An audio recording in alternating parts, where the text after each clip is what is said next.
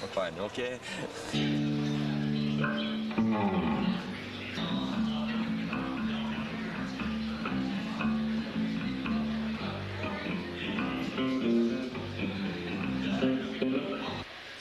Styling. Styling.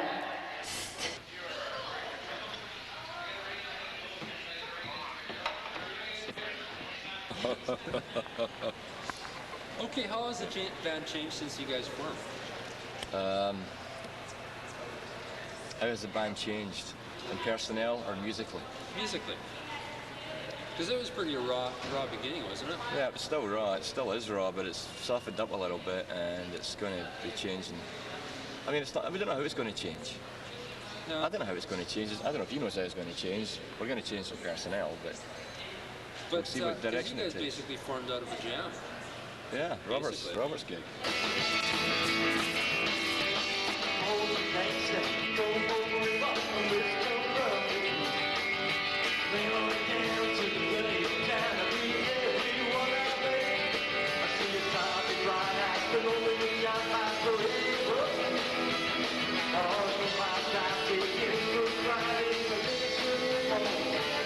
Yeah, and we still try to keep that. Oh, Hello, Mom.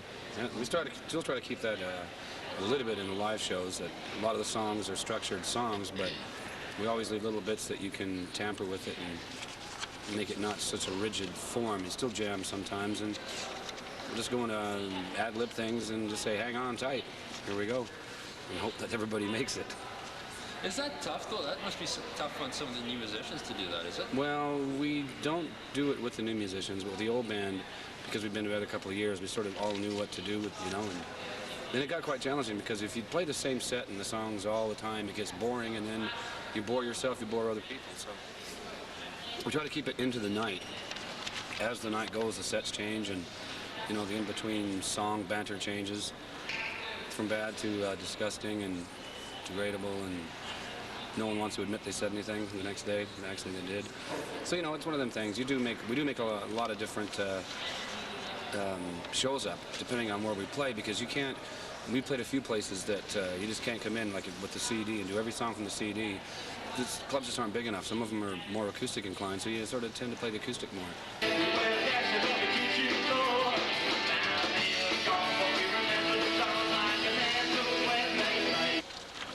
Yeah, I think the writing direction's changed. The CD, we wanted to do something in Celtic music no one had ever done before, which is we had to play a major 7th chord and flatted 5ths and things like that. So that was okay, and we've gone that far, right? And we can still keep some of the things that we did in the last CD on the new one, which will be coming up soon. But at the same time, why repeat the same thing again? So we're going to have to change rather than release, Son of Keep the Head. What though? The Celtic? Well, we never have considered it. We just consider it that Celtic music is in our blood, and a lot of the riffs come out. But we've never set out to say we are a Celtic rock band, and and the idea of the band is. I guess a lot of the stuff does sound like it. A lot of other things sound nothing like Celtic rock. Because I remember talking to Dennis and mentioning that you guys sort of sounded like Spirit of the West at the times, and he got really upset about that.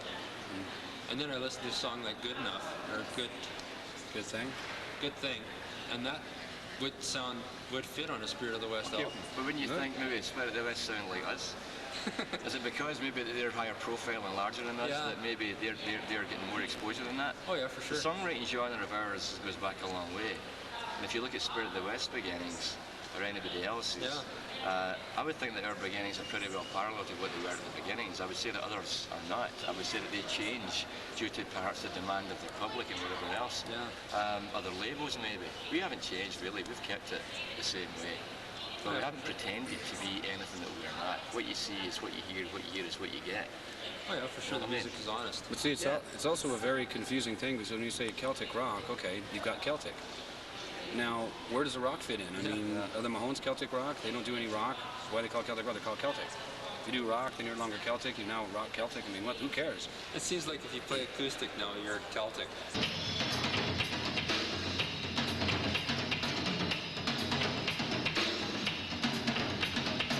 And then I listened to a song like Good Enough, or Good Thing, and that would fit on a Spirit of the West Okay, album. but when you think maybe Spirit of the West sound like us, is it because maybe they're higher profile and larger than us that maybe they're getting more exposure than that? Oh yeah, for The sure. songwriting genre of ours goes back a long way.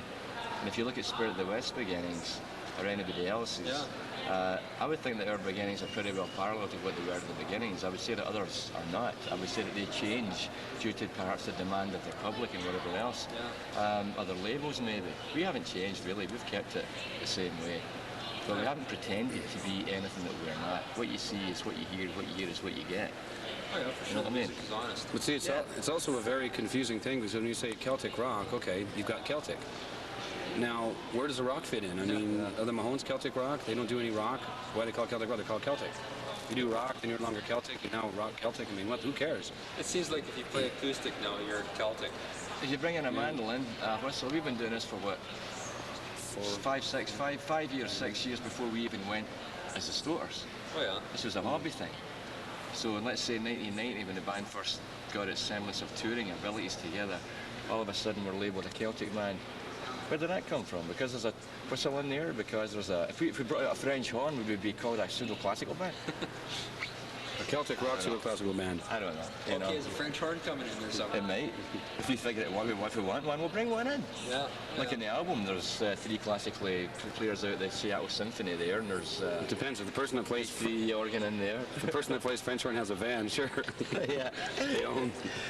But I don't mean to give you a hard time about this, honest to God, Warren. I mean, it is difficult for us to answer the questions because we're always given the parallels and always given they say, well, it's like this, it's like that.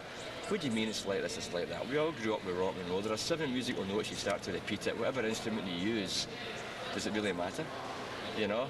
Right. Because I'm Scottish, if I was from the Ukraine playing Scottish music, what would I be? You know, and if he was Mexican playing Jabronian Highland dance music, I'm what would he be? Ukrainian married to a Scot, so. Well, there you are. Go. You know, so, but I should start this again and be nice, No, it's a difficult thing that Robert says to explain, and I've always thought it very tough to explain where we're coming from musically. Okay, as far as the label. Who decided? Stranger in the band. Robert is the musical director of the band.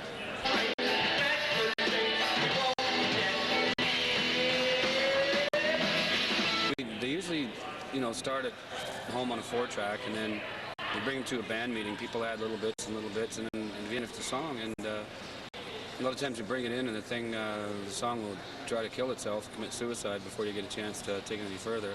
But somebody's got to be in charge, though. And so it's been deemed from day one that it was written. He's in charge. So I mean, if it dies, we'll just blame him, you know. But I mean, there's no point in having too many natural causes. Yeah, you can have too many cooks, and that's happened in the past, you know. So then what happens is the song starts to lose all sense of reality, where it began from. So I mean, if it's my lyrics, and if it's my tune, and I say to Robert, look, I need help here with this, a bridge here or something. If we can work it out, it can happen, that's terrific. If it's not going to happen, it's not going to happen. There's no point in getting all these other outside influences involved in it, because then it would start to lose the texture of what it's all about, because basically we are the core of the writing, and that's the way it has been at this point in time. As to what direction it will take in the future, who knows, but at this point in time, that's it. And Robert's doing a lot more than I am at this point, because I'm doing a lot more of the business end right now.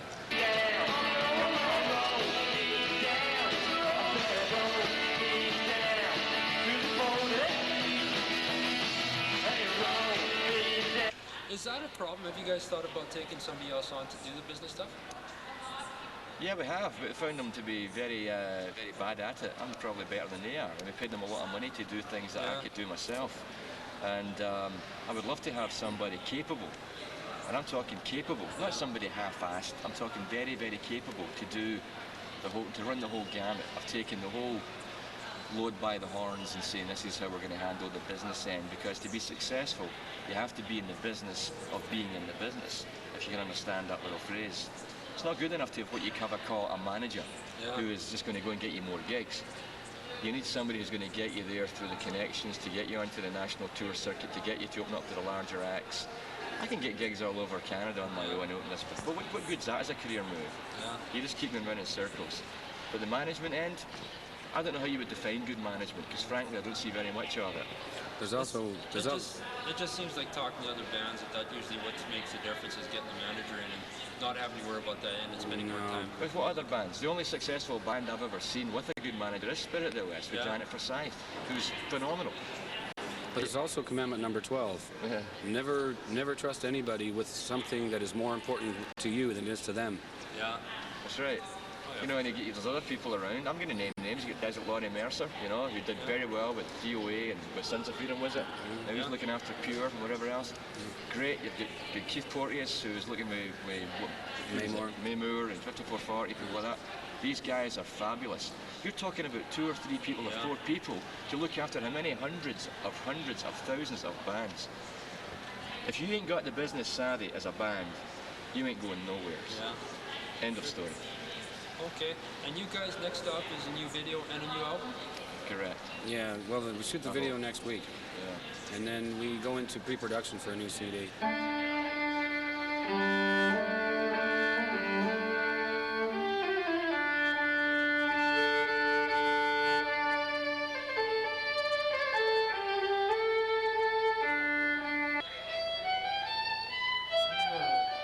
Play one of our tunes, just one.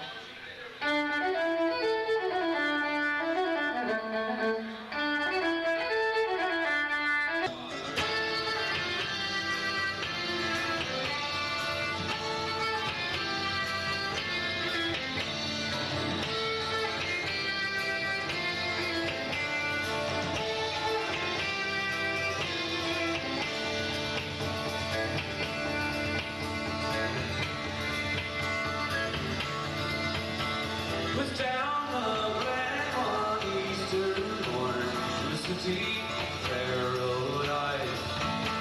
There's armored lions marching in a row that passes by. No pipes get hot, no natural drum.